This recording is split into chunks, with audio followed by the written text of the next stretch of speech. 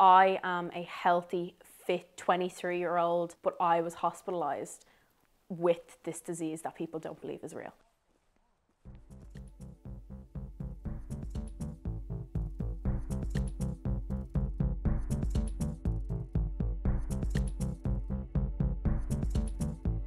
On 15th of March, we shut down last year and I shut my business. I'm a makeup artist, so with nightclubs closed, with weddings cancelled, TV shows cancelled, I can't work.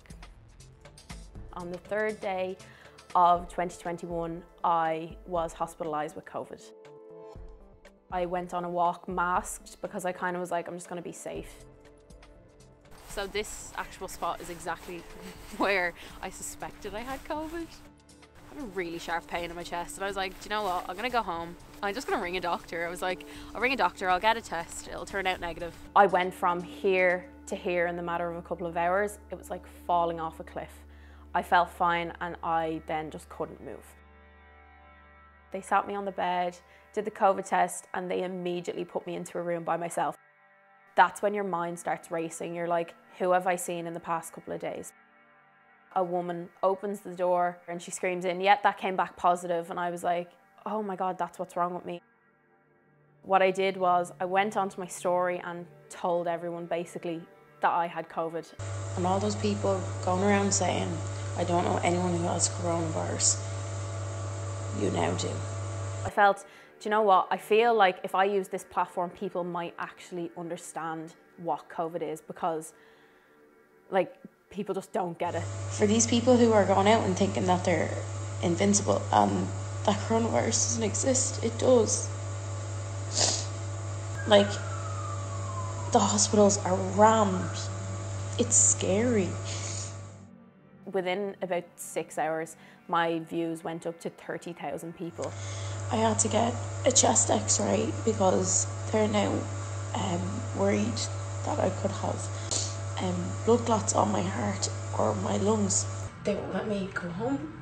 I don't know why I haven't seen a doctor, but hopefully I will get to see one in the morning and I'll get to go home.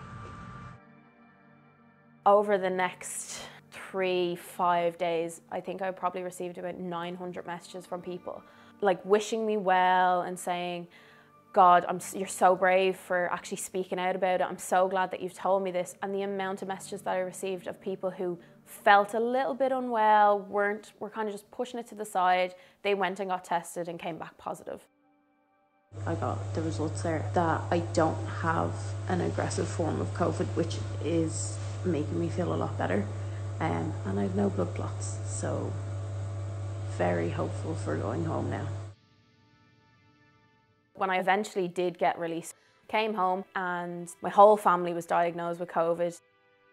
The thing that really shocked all of us was there's 4 of us in the house and all 4 of us had different symptoms. So my sister, she had a headache for one day, that was it.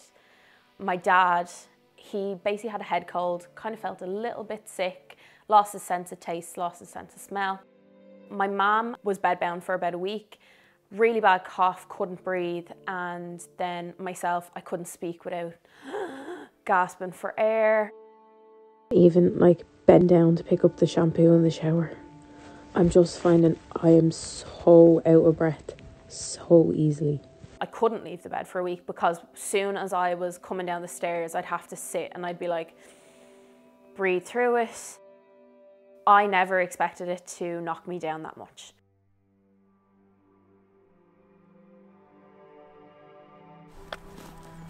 It's still affecting me, so I'm 2 months down the line now and I still have to catch my breath. I'm scared for in 2, 3, 4 months time when we do go back to normal and I go back to playing my football and I go back to the gym, what is my reaction or my body's reaction going to be? The thing that I'm pushing to people is if you leave your house, you do not know how this is going to affect you. I survived it, but that doesn't mean you were. You could react completely different to me. And especially as a 23-year-old, like I'm young, I'm fit and I'm healthy. There was a chance still that I could not have came out of the hospital. And that's really scary. I hope that people my age takes something from this and just learns that if we all stay at home, we can get rid of this, we can go back to normal.